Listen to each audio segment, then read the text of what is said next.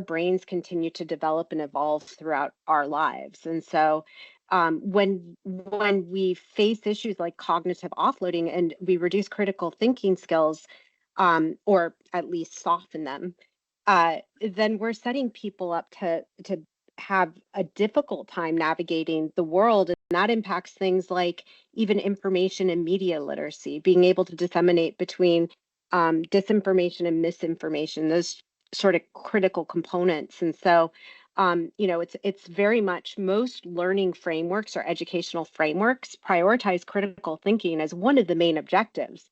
So if we're softening that aspect, then aren't we changing education as a whole by default with AI?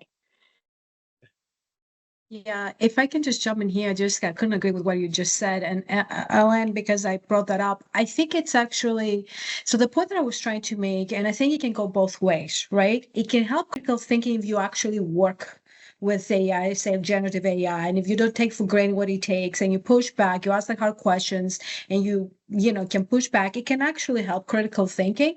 But I think, and the point that I was trying to make a lot is that, it's easy to fall in a trap. So it starts with us being aware that there's a trap here, that we can do that cognitive offloading, right? Where we think, oh, okay, whatever he tells us. And AI or generative AI can come back and speak authoritatively and just take us down a path, and we're taking it and it's like, okay, give me more. And then we just stop thinking for ourselves, right?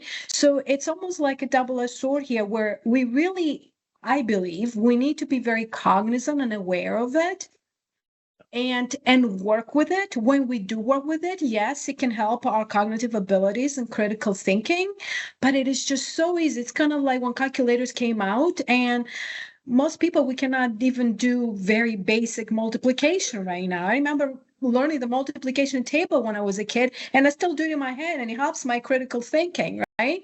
But these days we just speak to our phones and whatever, the computers and the POS systems do it for us.